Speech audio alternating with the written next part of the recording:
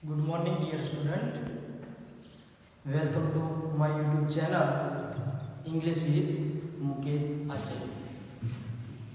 તો મિત્રો, હવે આપણે YouTube ના માધ્યમથી અંગ્રેજીને ભણવાનું ચાલુ કરીએ છીએ. એનો આપણો પ્રથમ ટોપિક છે પ્રોનાઉન. તો પ્રોનાઉન એટલે શું? આપણને ખબર હશે કે પ્રોનાઉન એટલે સર્વનામ. प्रोनाउन એટલે સર્વનામ. સર્વનામ કોને? તો એની વ્યાખ્યા देखिए कि a word which is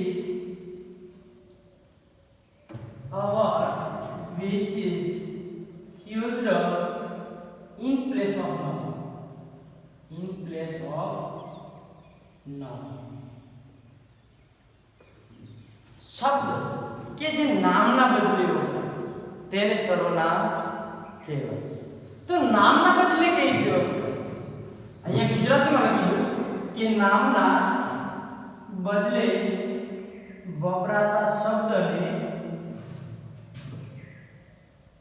સર્વનામ કહેવાય. તો નામના બદલે કઈ રીતે વપરાય એના માટે આપણે થોડા ઉદાહરણનો અભ્યાસ કરીએ. હવે હું લખું છું કે mister Acharya is a teacher. Mister Acharya એ શિક્ષક છે. હી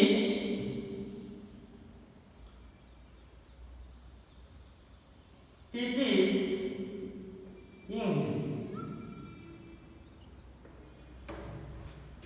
He teaches English. Student respect him. His father लिखे his father is a father. तो जो मैं ये लखी दू मिस्टर आचार्य, तो एक नाम છે મિસ્ટર આચાર્ય શિક્ષક છે. તો અહીંયા શિક્ષક કોણ છે? તો કે મિસ્ટર આચાર્ય. પછી મેં લખ્યું છે કે તે અંગ્રેજી શીખવે છે. તે અંગ્રેજી શીખવે. હવે વારંવાર એકનું એક મિસ્ટર આચાર્ય શિક્ષક છે, મિસ્ટર આચાર્ય અંગ્રેજી શીખવે છે, મિસ્ટર આચાર્યના પિતા ખેડૂત છે. આ મિસ્ટર આચાર્ય કહીએ તો કંટાળાજનક લાગે, પરંતુ એના એ જ વાક્યની અંદર હું સર્વનામનો ઉપયોગ કરીશ તો એનો સેન્સ જે છે, વાક્યનો ભાવ એ બદલાશે નહીં. તો એના માટે મેં અહીંયા હી મૂક્યું, અહીંયા હી મૂક્યું, અહીંયા હીઝ મૂક્યું. તો મિત્રો આ હી, હિમ અને હીઝ આ ત્રણેય સર્વનામ મેં મિસ્ટર આચાર્ય માટે લીધા. તો એને કહેવાશે સર્વનામ. આમ તો મિત્રો સર્વનામના 9 પ્રકાર છે. સર્વનામના 9 પ્રકાર છે. એમાંનો પ્રથમ પ્રકાર પર્સનલ પ્રોનાઉન, જેના વિશે આપણે અત્યારે વાત કરવાની છે.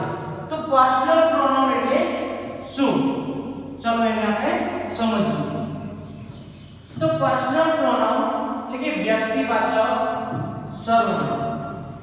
Personal pronoun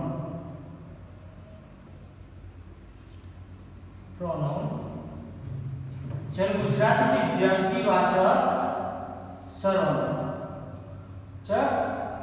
સર્વનામ.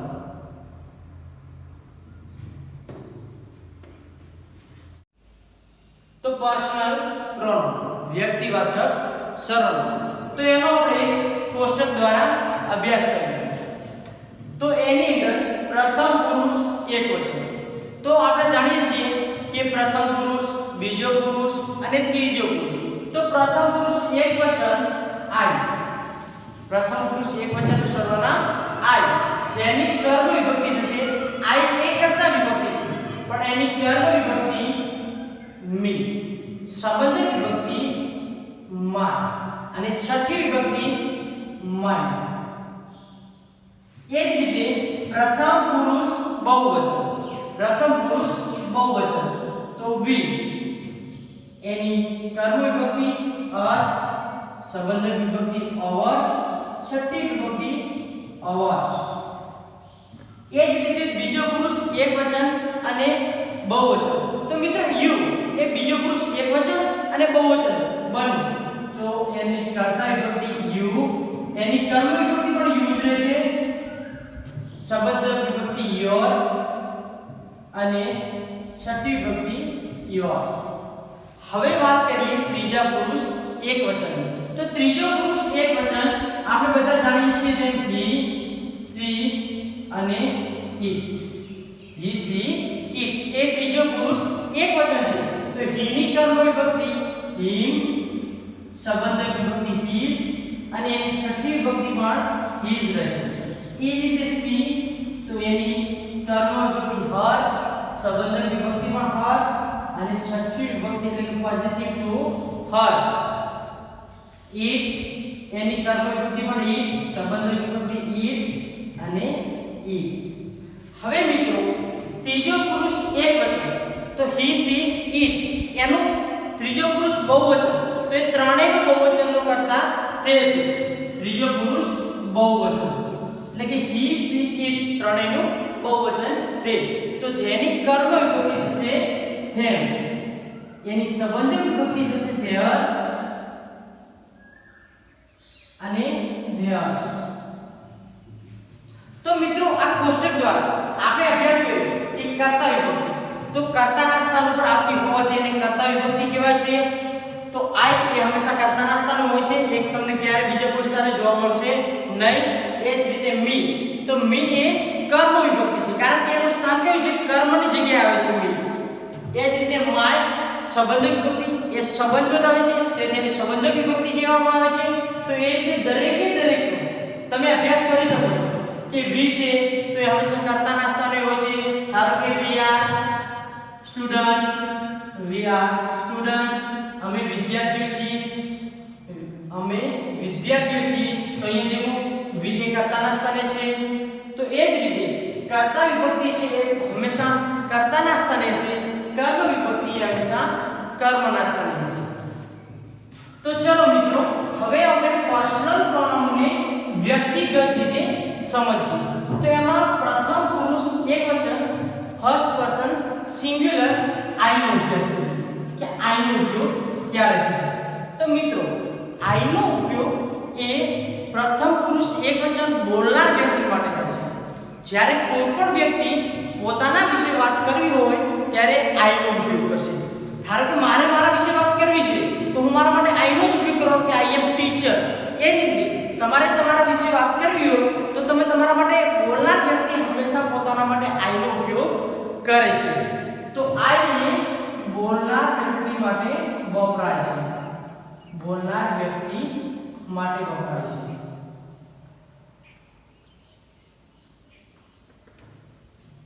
એ જ રીતે આઈ તો એની કર્મ વિભક્તિ પણ તમને હવે યુઝ કરતા આવડશે. તમને એક કર્મ વિભક્તિનું ઉદાહરણ આપું કે he met me yesterday, તે મને ગઈકાલે મળ્યો. તો અંગ્રેજી ગ્રામર પ્રમાણે સબ્જેક્ટ, વર્બ, ઓબ્જેક્ટ. તો મિત્રો અહીંયા જુઓ મી નું સ્થાન કઈ જગ્યાએ છે, ઓબ્જેક્ટ કર્મની જગ્યાએ છે, એટલા જ માટે આપણે એને કર્મ વિભક્તિ કીધી છે. તો આઈ બોલનાર વ્યક્તિ માટે વપરાય છે. તો એ જ રીતે વી, તો વી નો ઉપયોગ આપણે કીધું તો વી એ બોલનાર અને સાંભળનાર બંને માટે વપરાય છે. જે સાંભળનારનો સમૂહ વી. આઈ પ્લસ યુ તમને ટૂંકમાં સમજાવું તો આઈ પ્લસ યુ, તમે ને હું એટલે આપણે થઈ તમે અને હું. તમારામાં બધા બેઠા છે એમાંથી કોઈ એકને ઊભું થઈને વાત કરવી છે ને તમારો અંદર ઇન્ક્લુડ કરી દેવો છે તો એ વી નો, વી એટલે અમે. તો બોલનાર અને બોલનાર સાથે સાથે બોલનારને સમાવેશ કરી અને યુ એટલે તમે બધા બોલનાર અને સાંભળનાર માટે થાય છે. ધારો કે તમે મને કહો છો કે sir we are going, we are going અમે જઈ રહ્યા છીએ. તો અહીંયા કોઈ એક વ્યક્તિ જતો નથી પણ જે બધા જાય છે તેની અંદર બોલનારનો પણ સમાવેશ થઈ ગયો છે ને બધા જાય છે. તો એ જ રીતે યુ. તો હવે આપણે બીજો પુરુષ એકવચન અને બહુવચન યુ. યુ એટલે તું અથવા તમે. યુ બીજા પુરુષ એકવચન અને બહુવચનનું સર્વનામ યુ જેની અંદર સાબળનારનો જ સમાવેશ થશે. જેની અંદર સાબળનારનો જ સમાવેશ થશે. એની અંદર બોલનાર વપરાશે નહીં.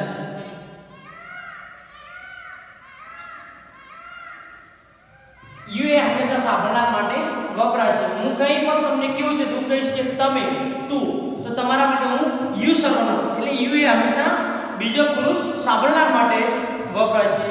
અને એ જ રીતે યુ ની અંદર પણ તમને ખબર પડી જશે. તો હવે આપણે જોઈએ હી સી ઇટ એટલે કે ત્રીજો પુરુષ એકવચન. હી સી અને ઇટ. તો મિત્રો હી સી અને ઇટ એ ત્રીજો પુરુષ એકવચન છે જેની અંદર બોલનારનો પણ સમાવેશ નથી થતો અને સાંભળનારનો પણ સમાવેશ થતો નથી. જેના વિશે પ્રથમ પુરુષ અને બીજો પુરુષ વાત કરી રહ્યો તેના માટે હી નો ત્રીજા પુરુષ એકવચનનો ઉપયોગ થાય છે. ફોર એક્ઝામ્પલ હું અને મારો મિત્ર દશરથ બંને અહીંયા બેઠા છીએ અને હું દશરથને કોઈ ત્રીજા પુરુષ, ચલો મારો ત્રીજો ફ્રેન્ડ છે વીરદાસ, તો ચલો મારે દશરથને વીરદાસ વિશે કહેવું છે તો હું કહીશ Vir Das is good man. Vir Das is good man. Vir Das is good man. ચલો હું દશરથને કહી રહ્યો છું, વાત કરી રહ્યો છું વીરદાસની, તો હું બોલનાર પ્રથમ પુરુષ, દશરથ વાતને સાંભળે છે એ બીજો પુરુષ અને વાત થઈ રહી છે જ્યારે અધર પર્સન વીરદાસ. ચલો મારે હવે એવું કહેવું છે કે તે કોલેજની અંદર ભણાવે છે. તે કોલેજની અંદર ભણાવે છે તો he teaches in the college. He teaches in the college. તો મિત્રો જોયું કે વીરદાસ માટે મેં સર્વનામ હી નો ઉપયોગ, તો મેં વીરદાસ માટે સર્વનામ હી નો ઉપયોગ કર્યો. એ જ રીતે હજુ પણ મારે એના વિશે કહેવું છે કે તેના પપ્પા એક બિઝનેસમેન છે તો his father is businessman.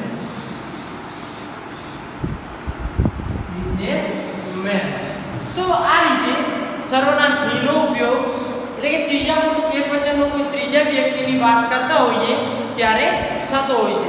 એ જ રીતે સી કે જે સ્ત્રીલિંગ માટે વપરાય છે. સી નો ઉપયોગ આપણે સ્ત્રીલિંગ માટે અને ઈટ કોઈ નિર્જીવ વસ્તુ કે પ્રાણીઓ માટે વપરાય છે. આ ત્રણેય એટલે કે ત્રીજો પુરુષ બહુવચન. ત્રીજો પુરુષ બહુવચન ધે. ત્રીજો પુરુષ બહુવચન છે ધે. જ્યારે આપણે એક કે એક કરતા વધુ વ્યક્તિ કે વસ્તુઓ વિશે વાત કરવી હોય ત્યારે તેનો ઉપયોગ થાય છે. ફોર એક્ઝામ્પલ ત્યાં કોઈ 3-4 વિદ્યાર્થી ઊભા છે અને મારે કેવું છે તો અહીંયા શું થયું ધે એટલે 3-4 વિદ્યાર્થી એટલે હી પ્લસ ટી એટલે 3 હી. તો 3 હી તો કહેવાશે નહીં, તો એના માટે મારે ધેનો યુઝ કરવો પડશે કારણ કે બહુવચન એકથી વધુ વધી ગયા છે. તો એ જ રીતે હી સી ઇટ એનો બહુવચન છે તે, એના માટે મેં અહીંયા ધેનો ઉપયોગ કર્યો. તો હું કહીશ they are students. They are students. તો વિદ્યાર્થી મિત્રો આ હતો ત્રીજો પુરુષ બહુવચન ધેનો. પરંતુ આપણે ત્રીજા પુરુષ એકવચનની અંદર જે લિંગ ભેદ છે તેને સમજવાનું છે. ત્રીજા પુરુષ એકવચનની અંદર લિંગ ભેદ છે. there is distinction of gender in third person singular.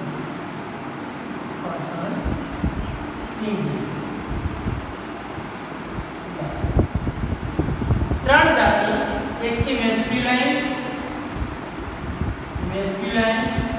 એટલે કે પુલ્લિંગ, બીજી છે ફેમિનિન એટલે કે સ્ત્રીલિંગ અને ત્રીજી છે ન્યુટર નાન્યતર જાતિ નાની અંદર જાતિ. હવે આપણે મેસ્ક્યુલિન એટલે કે પુલ્લિંગ જેની અંદર નર જાતિના માણસો અને પ્રાણીઓનો સમાવેશ થાય છે. એટલે કે એની અંદર નર જાતિ માટે આપણે he અને his. સ્ત્રીલિંગ તો સ્ત્રીલિંગ માટે નારી જાતિનો સમાવેશ થાય છે એની અંદર. પરંતુ કોઈ પણ નિર્જીવ વસ્તુ એનું ગુણ એટલે કે એની કુશળતા, એની સુંદરતા, એની નાજુકતા ધરાવતો હોય તો એનો સમાવેશ પણ સ્ત્રીલિંગની અંદર થાય છે. she, her. એ જ રીતે નાન્યતર જાતિ જે નર જાતિ પણ નથી અને નારી નથી એને આપણે નાન્યતર જાતિ કહીશું. એના માટે આપણે પ્રોનાઉન ઇટનો ઉપયોગ કરીએ છીએ. ઇટ્સ. તો ત્રણેયને વિગતવાર ઉદાહરણ લઈએ તો નર જાતિ માટે મેં તમને આગળ મારા ફ્રેન્ડ વિદ્યાર્થી ઉદાહરણ આપ્યું તો એ જ રીતે સ્ત્રીલિંગ એટલે કે નારી જાતિ માટે તો મારે એમ કહ્યું છે Hina is a housewife. Hina is housewife. તો એ હિના એ છોકરી છે. Hina is housewife. તો અહીંયા હિના એ છોકરીનું છે. પરંતુ મારે આના વિશે વિશેષમાં કેવું છે કે તેનો પતિ એ પ્રોફેસર છે. તો her husband is professor. her husband is professor. તો હિનાની જગ્યાએ આપણે her નો ઉપયોગ કર્યો. એ જ રીતે હવે આપણે નાન્યતર જાતિ એટલે કે ન્યુટર એનો આપણે ઉપયોગ શીખીએ તો એના માટે આપણે ઈટ એ નિર્જીવ વસ્તુ કે પ્રાણીઓ માટે વપરાય છે.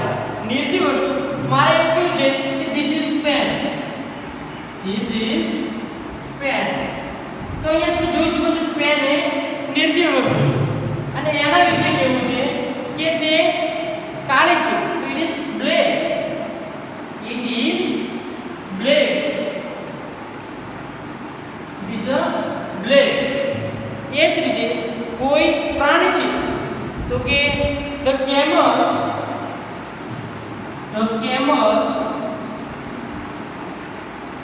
is used for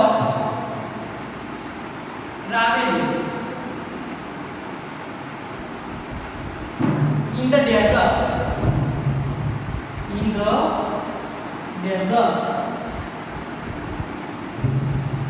ઊંટનો ઉપયોગ રણની અંદર સવારી કરવા માટે થાય છે. હવે અહીંયા કેમલ એક પ્રાણીનું નામ છે અને મારા પર એના માટે એકનો ઉપયોગ કરવો છે તો કે it is sheep or desert. તે રણનું વાહન છે. તો મિત્રો આ હતા પર્સનલ પ્રોનાઉન વ્યક્તિવાચક સર્વનામ જેની અંદર આપણે અંતે ત્રીજા પુરુષ એકવચનનો જે લિંગ ભેદ છે એને પણ સમજ્યા અને હવે પછીના નેક્સ્ટ વિડિયોની અંદર આપણે બીજા જે એના પ્રોનાઉનના ટાઈપ છે એના વિશે વાત કરીશું. Keep watching my YouTube channel.